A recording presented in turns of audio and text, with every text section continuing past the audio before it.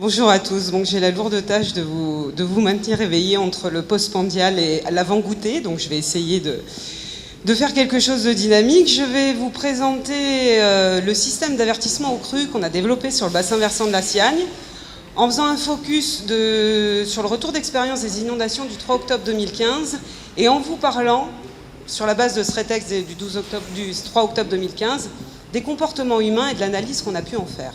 Ça, c'est un sujet qui me tient particulièrement à cœur. Alors, très rapidement, vous présenter le bassin versant de la Siagne, donc, qui se situe dans les Alpes-Maritimes, qui est à cheval sur le département des Alpes-Maritimes et du Var. On a un bassin versant de 550 km² qui comprend 22 communes, dont 6 disposent d'un PPR inondation. Et depuis le 1er janvier 2018, ce bassin versant de la Siagne est géré par le SMIAGE Maralpin, donc mon employeur. Je suis ingénieur management du risque inondation au SMIAGE Maralpin. Pour la petite information, je glisserai à la CAVEM au mois d'août avec mes compatriotes varois. Donc le SMIAGE Maralpin gère ce bassin versant de la Siagne. Historiquement, très rapidement, sur le bassin versant de la Siagne, la problématique inondation est gérée au niveau intercommunal depuis 1933. On avait un premier syndicat qui s'appelait le CIT6, qui ensuite s'est appelé à partir de 1997 le CISA, syndicat intercommunal de la Siagne et de ses affluents. Et depuis l'entrée en vigueur de la GEMAPI au 1er janvier 2018, c'est le SMIAGE Maralpin qui gère ce bassin versant. Je passerai rapidement sur l'institutionnel. Je l'ai mis sur les diapos parce que je sais que le PowerPoint vous sera remis. Donc le SMIAGE Maralpin, c'est un syndicat mixte ouvert qui œuvre maintenant sur l'entièreté du département des Alpes-Maritimes, qui a une logique de bassin versant et qui prend aussi une partie du département des Hautes-Alpes pour ce qui concerne le bassin versant du Var et une partie du département du Var pour ce qui concerne les bassins versants limitrophes que sont la Siagne et le Riou de l'Argentière. Les compétences du SMIAGE Maralpin, je ne m'étends pas, donc on fait de la GEMAPI, on met à disposition également de nos communes membres un service d'expertise et de conseil pour la prévision des risques hydrométéorologiques. Pour la Siagne, je fais un petit focus réglementaire quand même, parce que pour la Siagne, le CISA était SPC territorial, service de prévision des crues territoriales. À ce titre, et en vertu de l'article L564-2 du Code de l'environnement, lorsque les collectivités territoriales ou un groupement de collectivités sont intégrés dans le schéma directeur de prévision des crues, ce qui était notre cas, CISA, ils assurent directement l'alerte des autorités locales ainsi que l'information du préfet du SPC concerné. Grosse responsabilité. Autant pour les autres communes hors bassin versant de la Siagne, le SMIAGE fournit un outil d'expertise et de conseil pour leurs besoins propres et sous la responsabilité des communes, pouvoir de police du maire. Autant sur la Siagne, on a la responsabilité de l'alerte des autorités, de la transmission de l'information hydrométéorologique, des vigilances en fait, aux autorités détentrices d'un pouvoir de police, maire, préfet. Le bassin versant de la Siagne, donc évidemment un territoire à risque d'inondation important. Je vous ai mis quelques photos. Vous avez là-bas 1994, Auribeau-sur-Siagne, un dimanche après-midi, quartier résidentiel, école élémentaire et primaire.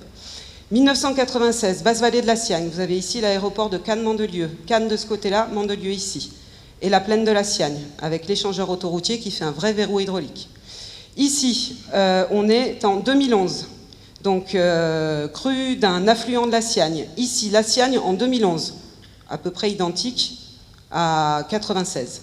Ici, inondation de 2014, crue éclair sur un affluent de la Siagne, précipitation généralisée que sur ce bassin versant, avec de gros dégâts, et évidemment octobre 2015, sur lequel je vais revenir.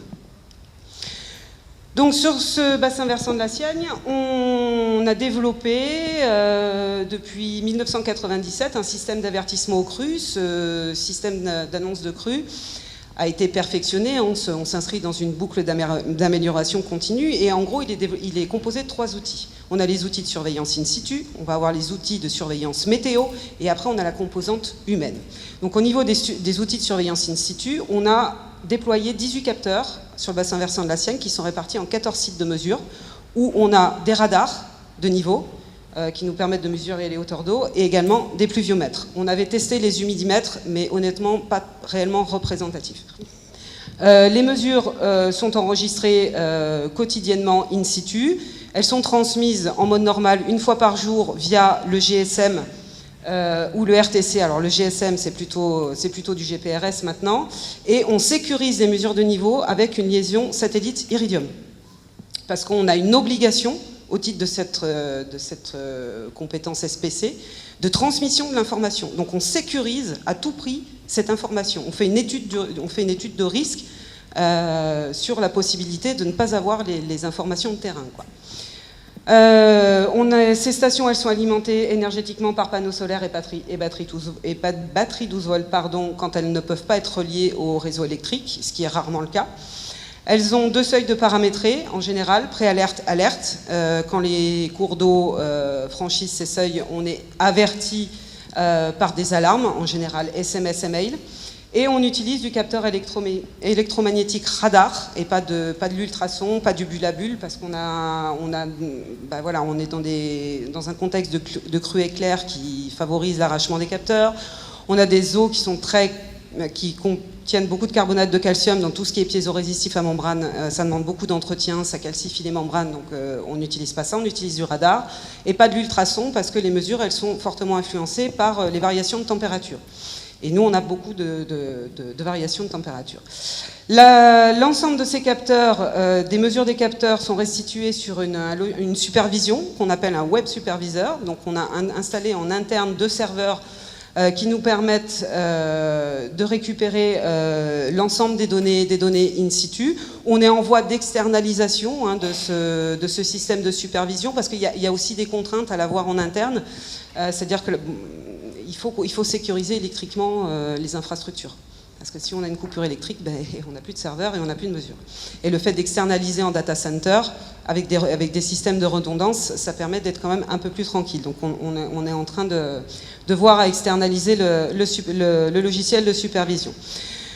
Deuxième levier, donc les outils de surveillance météorologique. Alors je ne vais pas vous les détailler tous, mais on travaille avec Météo France, on a une convention avec Météo France qui nous transmet donc déjà les bulletins de vigilance météo. On a accès aussi au météo flash, donc ça c'est des informations météo qui sont beaucoup plus précises. On a un accès au mini-site pro de Météo France avec la mosaïque radar. On a un module de prévision des pluies à 1 heure, c'est le radar expert. On peut consulter les cumuls horaires. On a un deuxième outil météo là, qui a été développé dans le cadre d'un projet européen avec l'aide du département des Alpes-Maritimes qui s'appelle RENPOL, qui est un radar à bande X qui a une portée de 60 km et qui vient détecter donc, sur les Alpes-Maritimes de manière un peu plus précise que les radars Météo France, donc les précipitations. On a un modèle de prévision des pluies à 2 heures sur cet outil. On a aussi des modèles hydrauliques sur des cours d'eau, donc des modèles hydrauliques quelques-uns qu'on a pu caler, d'autres qu'on appelle non jaugés. Et aussi, le gros avantage de cet outil RENPOL, c'est de pouvoir fixer ce qu'on appelle des pluviomètres virtuels. Donc les pluviomètres virtuels, en gros, c'est au pixel. Vous définissez un seuil. Par exemple, la ville d'Antibes fait ça par rapport à ces problématiques de ruissellement urbain. Donc sur un pixel qui est proche d'une commune ou d'une zone vulnérable, elle va fixer un seuil de, par exemple, je sais pas moi, 10 mm en 15 minutes.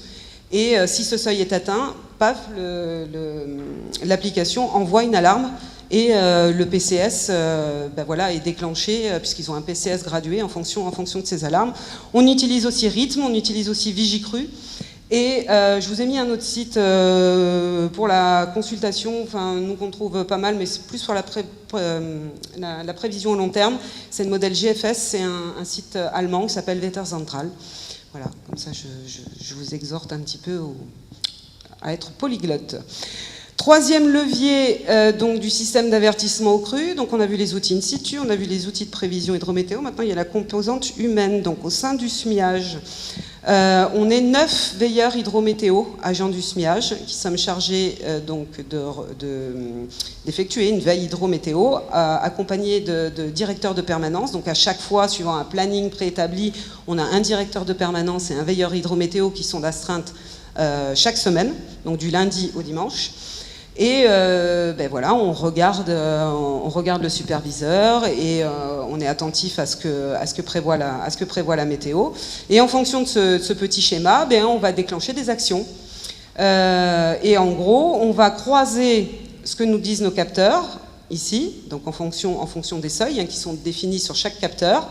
En fonction des prévisions météo que vont nous annoncer Météo France, eh ben, on va se positionner soit en vigilance, soit en préalerte, soit en alerte. D'accord ?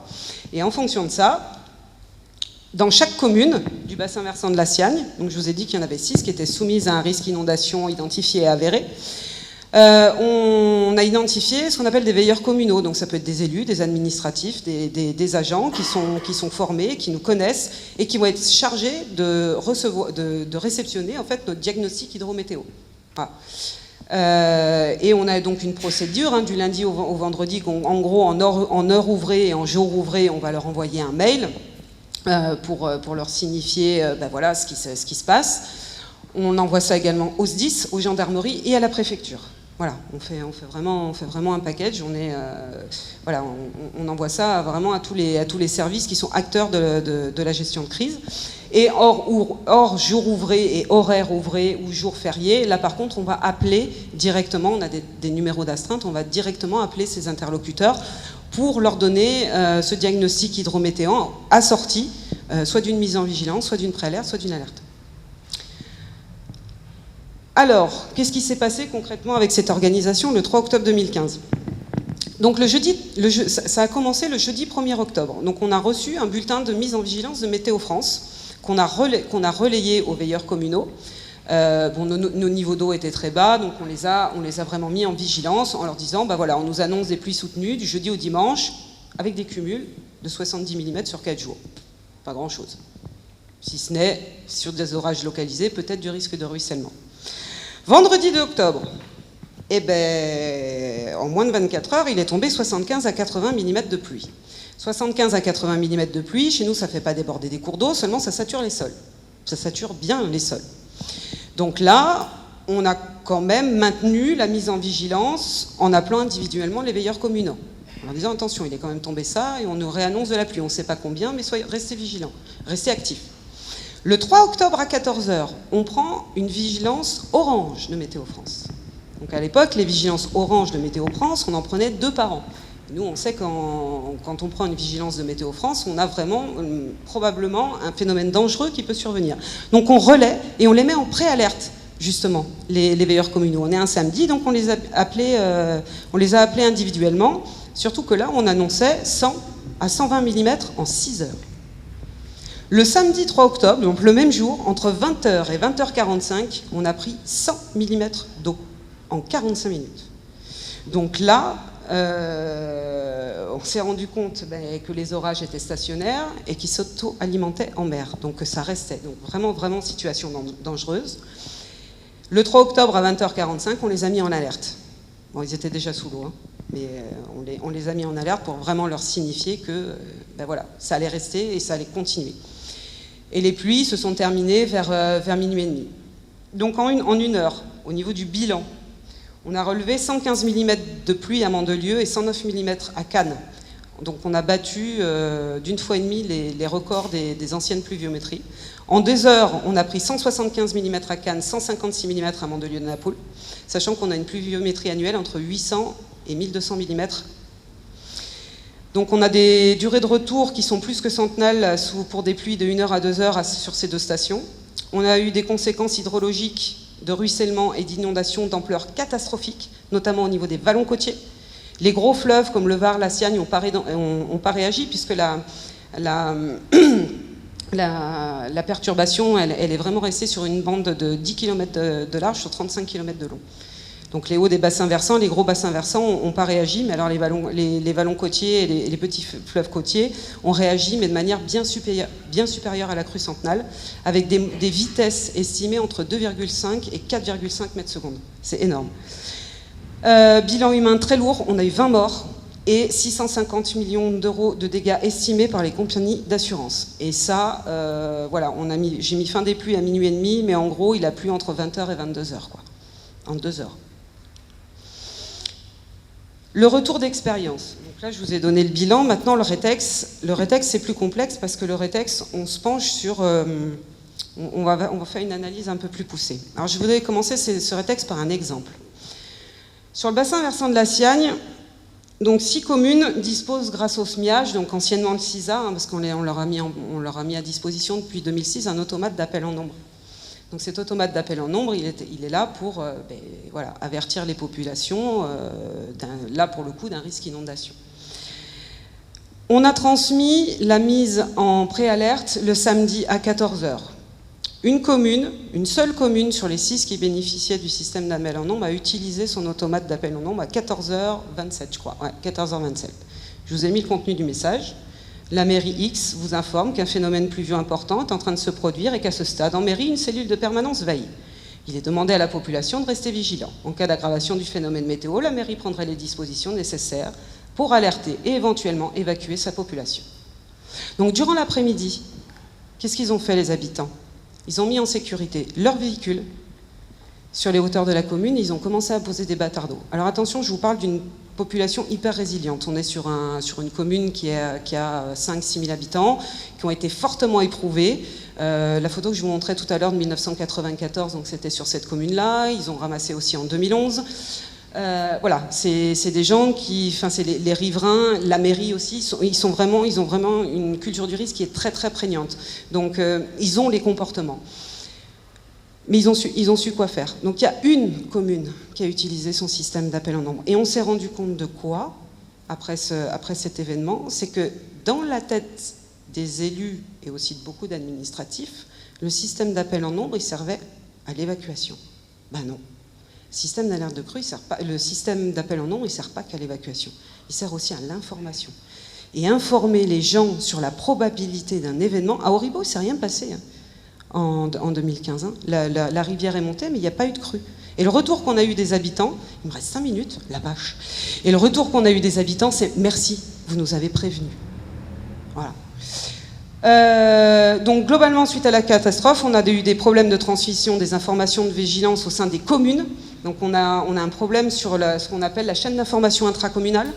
C'est-à-dire que voilà, notre point d'entrée, voilà, il y a des gens, ils ne savent pas quoi faire. Qui fait quoi au sein de la commune voilà, on s'est aperçu qu'il y avait eu des bugs. Il y a une banalisation évidemment de la vigilance Météo France par de nombreux acteurs. Voilà. Confusion entre vigilance et alerte. Et comportement inadapté de la population. Donc quoi ? Lacune en matière de culture du risque et un gros problème de lien entre vigilance et conduite à tenir. Alors suite à ça, moi je me suis dit j'ai un papy, parce qu'au CISA et maintenant au SMIAG on avait un papy, j'ai une ligne de crédit pour faire de la communication, j'ai pas envie de faire des flyers, j'ai pas envie de faire un site internet. Je suis allée voir j'ai rencontré au sein d'un autre projet européen, donc le CNRS, et on a contractualisé un contrat de collaboration de recherche avec une chercheuse du CNRS qui s'appelle Madame Damienne Provitolo. Et j'ai associé également le lieutenant Frédéric Castellonias du SDIS, du groupement fonctionnel citoyenneté, pour convaincre le citoyen d'une part de l'existence des risques d'inondation et l'informer des comportements à adopter durant les 3 phases d'une crise. Hein, donc cette fameuse temporalité de la crise, avant, pendant, après. On a réalisé des conférences sur le grand public, les institutionnels et les élus. Qu'est-ce qu'on a mis dans ces conférences ? C'est là où... Non, je vous la mets après. Je vous la mets après, pourquoi ? Qu'est-ce qui fait qu'au quotidien, là, je vais élargir le débat pas seulement au risque inondation, mais au risque d'une manière générale aux situations de danger. Je vais le faire en 2 minutes. 3, allez 3, donnez-moi 3 minutes. Qu'est-ce qui induit donc au quotidien, si vous voulez, au quotidien, on a des stratégies, dans notre cerveau, on a ce qu'on appelle des stratégies limitantes qui nous évitent d'être, on va dire, complètement stressé, d'être un psychopathe du risque au quotidien, d'avoir peur de se lever le matin, de prendre la voiture, d'être vraiment en risque. Ces stratégies limitantes du risque, elles sont de 3 types. Tout va bien. Ça n'arrive qu'aux autres. C'est pas grave. Avec ça, vous passez une vie heureuse. Voilà. Seulement, avec ces 3 choses-là, quand vous vous retrouvez face à un danger, elles reviennent. Elles reviennent. Et ces stratégies d'évitement, elles éloignent l'individu, 1, de la conscience du danger, et 2, de l'effort de préparation. Alors je vous rassure, je viens de vous en parler, Vous en avez conscience, on a déjà rompu chez vous les stratégies d'évitement. C'est un point positif. Donc, face aux catastrophes, à cause de ces stratégies d'évitement et par manque de préparation, on observe quoi? Que 15% des individus conservent leur sang-froid et réagissent correctement. 15%. 15% des individus manifestent des comportements anormaux présentant des états confusionnels. Sidération, terreur, panique, tétanie. Vous faites n'importe quoi. Et 70% ont une réaction apparemment normale, mais en réalité non réfléchie. Vous êtes grégaire. Donc, en gros, vous avez 85% de chances de faire n'importe quoi. Vous, en tant qu'individu, en tant que citoyen, en tant qu'individu, vous feriez quoi face à une situation de stress si vous n'êtes pas préparé? Vous avez 85% de chances de faire n'importe quoi.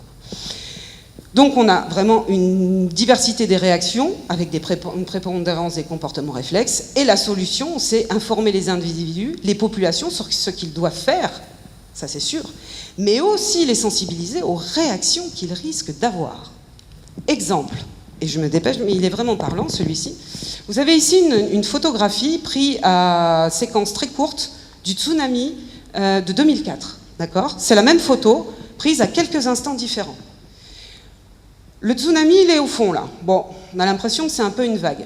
Lui, il a compris, il s'en va. Il prend ses enfants et dit, hop, je m'en vais. Deuxième photo. La petite dame qui est là. Vous voyez, on retrouve le bateau, là. La petite dame qui est là, elle est là. Ouais, je ne sais pas ce que c'est. Moi, je continue à regarder. La vague, elle arrive quand même. Et ici, bon, la petite dame, on ne sait pas où elle est passée. Mais on a un groupe de jeunes ici, ils foncent vers les vagues. Ils foncent vers les vagues. Donc, vous avez ici une diversité des comportements dont il y en a un qui est préventif. Il y en a un qui a... On ne sait pas, c'est une photo, on ne sait pas s'il a été formé ou quoi que ce soit. Mais lui, il s'en va. Le reste, il reste. Et ces gens-là, ils vont mourir. Même chose dans les tunnels. Comportement, on a des zones refuge dans les tunnels. On a un accident, il se passe quoi? Les gens sortent, papotent, tout va bien. Parce qu'on ne leur a pas expliqué que les zones refuge dans les tunnels, il faut y aller. Dixit, l'incendie du tunnel du Mont Blanc. Voilà, donc ce qu'on essaye de transmettre face donc au 3 octobre 2015, les 20 morts qu'on a eus, c'est des comportements qui n'étaient pas adaptés à la situation. Donc ce qu'on essaye de transmettre aux gens, mais aussi aux opérationnels, parce que ça reste, on est tous des individus quand on est face à une situation de stress. Il est difficile d'empêcher une inondation de se produire, le risque zéro n'existe pas, même si des travaux de lutte contre les inondations ont été réalisés ou sont prévus. Parce que aussi le mécanisme psychologique des stratégies d'évitement pour le Quidam, c'est de dire la responsabilité, c'est la commune, c'est les élus, vous n'avez pas fait de travaux. Non, c'est pas comme ça que ça se passe. Il faut rappeler aux gens que le risque zéro n'existe pas et que l'acteur de sa propre sécurité, c'est lui. Développer une culture du risque, ok. Déterminez si vous êtes en zone inondable, prenez conscience de la réalité du risque. Si vous ne réagissez pas, personne ne le fera à votre place. Donc là, on leur explique, essayez, regardez si vous avez une police d'assurance qui couvre les inondations, faites des photos de vos biens, mise à l'abri des documents importants, etc. Vous ne sauverez pas tous vos biens. Là aussi, en post-crise, on atténue le choc en informant déjà les gens qu'ils ne sauveront pas tous leurs biens. Une voiture, c'est pas grave, votre vie, elle est importante. Le temps de retour à la normale sera de plusieurs mois. Là aussi, on atténue le choc. Le temps de retour à la normale, pour un commerçant, il peut être de 6 mois, 12 mois, 18 mois. Il faut le savoir à l'avance quand on est en zone inondable. Les hauteurs d'eau et vitesses d'écoulement peuvent être supérieures à ce quoi vous vous attendez. Bon, là, c'est pour dire aux gens ne vous engagez pas sur une voie inondable. Ça a l'air évident, mais il y a encore beaucoup de gens qu'on voit marcher dans la ville alors que les trottoirs sont inondés. Et informez-vous des comportements à tenir en cas d'inondation. Donc, que faire si vous êtes pris dans une inondation en voiture, par exemple? Et là, je rebondis sur le travail que fait Ghislaine. Et les documents mis à disposition. Moi, je ne savais pas, il y a 3 mois en arrière, avant d'avoir publié l'affiche, qu'est-ce que vous feriez, vous, si vous êtes pris en voiture dans une inondation? Vous faites quoi? Eh bien, vous ouvrez la portière. Vous faites rentrer l'eau, vous lestez la voiture, vous fermez la portière, vous mettez sur le toit. Moi, jamais j'aurais pensé à faire rentrer l'eau dans la voiture. Voilà. Et ça, c'est des choses où on est passé dans les écoles.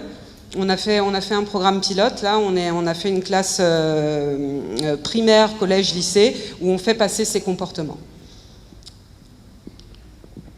Merci beaucoup. Merci. Merci bien.